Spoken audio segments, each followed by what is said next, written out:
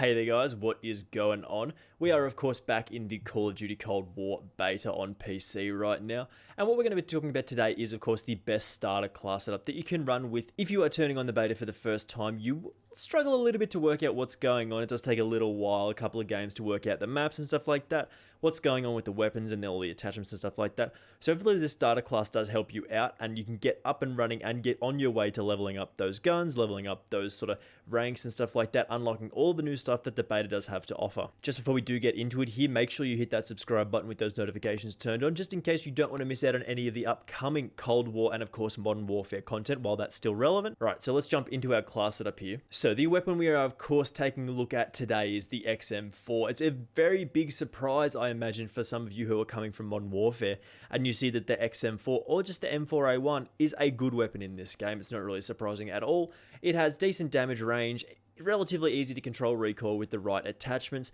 and it just does a lot of work for you at those sort of early levels until you unlock some of the later weapons in the game. We're going to start off with our sidearm perks and grenade choices here, of course, including our wildcard, as this is how we've done it in the past with all the Modern Warfare classes.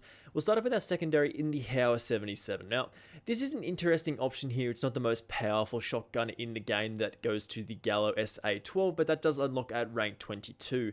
Now, the only reason we are, of course, running the Hauer 77 is because a shotgun is always going to be more beneficial than a pistol. Kind of hard to get like one-shot kills with this particular shotgun, so it's not the best, but I mean, having a shotgun is always going to be better than having like a 1911. We, of course, don't have any attachments on this bad boy, as it is a fresh unlock for us, so I mean, it is what it is. You pick the attachments as you do unlock them here if you are planning on using this particular shotgun. Our grenades are, of course, the stim shot, and we can choose between the stim shot or the stun grenade. I really don't like stun grenades in any games. It feels a little bit lazy to just get an easy kill, so the stim shot does keep us alive, giving us that extra chance per life, which is really, really nice here. Then, of course, in the lethal slot, the C4 and the frags are both pretty good. I've been using the frag grenades recently, and then the C4 does take a little while to unlock. I think it's closer towards 15 than it is at the start, so a frag grenade is a fine place to start off with here. Then the field upgrade, we want to rock with the field mic, basically because extra pieces of information that we get in Call of Duty games are really, really important to survival.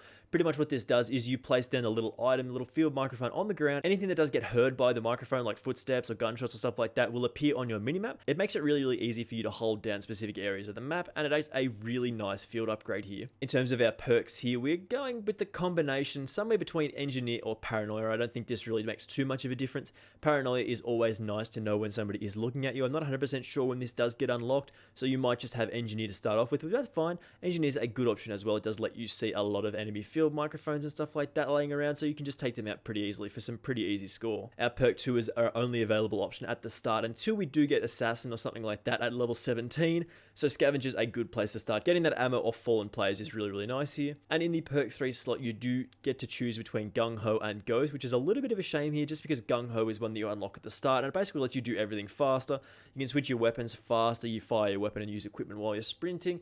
There's a lot of good benefits to gung ho, but of course ghost does let you stay off of those spy planes, which is the equivalent of the UAV in this game, which I mean is always a good option to do that. So you can choose whatever you do like. Here I go with gung ho in this particular slot at the moment. Our wild card is of course the only one that we've got unlocked at the moment, which is danger close. You unlock this fairly quickly. Basically just gives us extra lethal and tactical equipment, which is really, really nice here. And we start off with additional ammo for our XM4 and of course our Hauer 77. Now our XM4, we haven't unlocked an awful lot of attachments with this particular weapon just yet. We're only at level 11 and rank 15, but this starting class setup is a real banger in this game. Basically, we want to start off with that microflex LED or the quick dot LED. Basically, the quick dot LED is a good option, is a nice little sight picture, but the outer rim can be a little bit obstructive sometimes, so it can be a little bit hard to see people, whereas the microflex LED is a nice clear sight picture with a very thin frame. We skip over the muzzle slot and move to the barrel. This 13.7 inch extended barrel does give us that increase to our muzzle velocity. The good thing about these statistics in Cold War, basically, we can actually have detailed statistics about what these attachments actually do to weapons,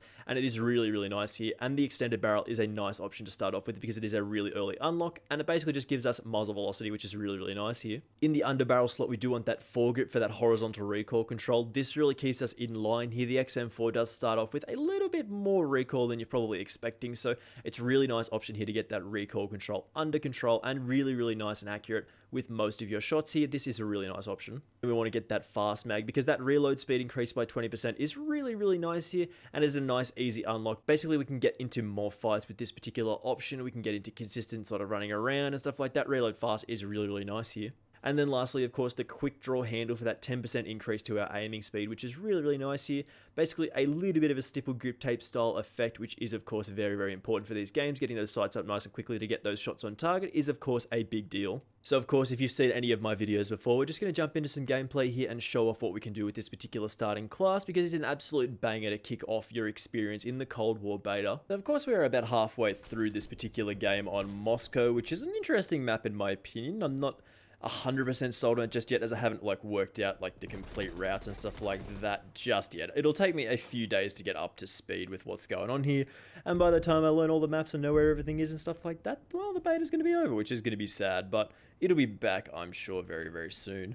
Now, with this particular option, I mean, we get a good combination of pretty much everything that we like about the M4 in Modern Warfare, and it translates over into Cold War very, very nicely here. The recoil control is a little bit more difficult than you're probably used to from that game. Like, it can be a little bit difficult to hit some shots, which we really shouldn't have been paying attention to the trophy system there. We should have been paying to the actual, like, man that was shooting me with a gun. But, I mean, you know how it goes. You get distracted sometimes when you're learning new things.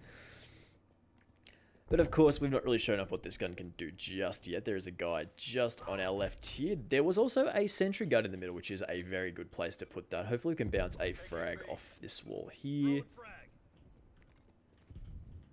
Is he still there? I don't think so. Alright, we will change sides and we will get going here. So the Microflex LED sight is very, very reminiscent of the old school red dot sight from a lot of previous games. Like, it just brings back good vibes from previous games in red dot sights. Like, it's got that nice, clear little sight picture, and it's very, very easy to hit shots with this particular option. I mean, it just looks clean, and that's all you're after with it, really. And the previous option, the first option that you would unlock, it's like the first attachment for pretty much every weapon. It can be a little bit obstructive sometimes. Like, it's just, like, good, but not the best sight that you can go with, because it can be a little bit hard to see on those peripherals. And I think he got in there. I think he actually... Oh, no, he didn't. We will, though. It's cool how you can jump, like, incredibly high in this game. Let's push him. No. I got unlucky there, I think. The shotgun is a little bit rough sometimes, this particular option, the Hauer 77. Of course, we would like to use the Spaz 12, as it's known in this game. I'm not actually sure of the name, but, I mean... We haven't unlocked it yet, and this is a starter class setup, and you're not going to have that for your starter class setup, so we can't include that, unfortunately. Hey, I ran into X-Cheater before. He's kind of good. Interesting.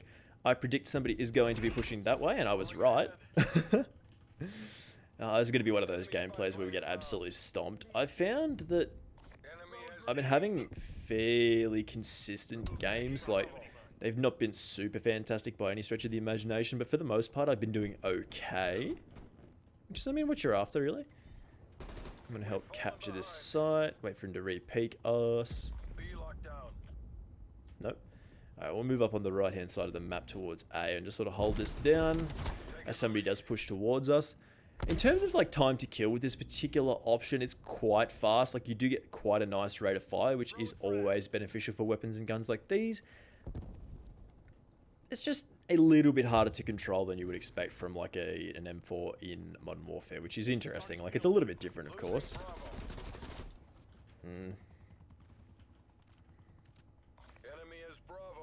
This is an interesting spot to be in. I don't actually want to be here right now. Get the pick on him. We'll back off just a touch. Ooh. Oh man, the shotgun. Oh man, if you don't hit those couple of shots, like, you're gonna die. Like, oh no. If you don't hit your shots with this, you're gonna struggle, and that's okay. Like, you should be hitting shots with this particular weapon to make it effective, and oh my god. I think I've been killed by kill streaks more in this game than I probably ever have in any other game. I don't know what it is about the kill streaks. Like, I just keep getting unlucky. Like, I just constantly die to them, which is hilarious. Wait for him to push around. Oh, he's sitting up there, that's fine. So they got that. Ooh. Lay down, idiot. It's interesting because they have actually kind of taken drop shotting out of the game, unless you do have like a drop shot handle, which I haven't actually unlocked yet. As I said previously, starter class setup don't have all the attachments. But I mean, I'm so very used to drop shotting people in like Modern Warfare. It can be a little bit difficult to adjust to not winning most of your gunfights by literally just having a sleep, like having a lay down. He knew what I was going to do and I knew what he was going to do. Ah, interesting. This game is about to wrap up though, so we will... Come on. Bounce that off there. Where did he go? Nice. I've actually experienced a fair bit of like shoot first, die first in this game. I'm not sure what that is about, whether I'm just sort of having worse weapons than my opponents and stuff like that, or I'm just being a little bit inaccurate, you know, because I'm a bit nervous about the new maps, but we'll have our final thoughts on this in just a second. So with this particular combination of attachments and class setup that we got here, we get a decent starting option in Call of Duty Black Ops Cold War, which is an absolute mouthful to say. I think like the XM4 is a fantastic weapon in this game already. It does everything that you would want it to, and it's pretty similar to how you would expect it to be from Modern Warfare if you're just jumping fresh into the beta. This is a good place to start and a good class to start off with because you can just get going, get up and running, and sort of work out how the game actually works, which is a really nice thing to do. Anyway guys, as I said at the start of the video, make sure you hit that subscribe button if you haven't already done so. I do very much appreciate it, and it does very much help me out. We will be back with more Cold War content very soon, of course, and I will see you in the next one. Bye!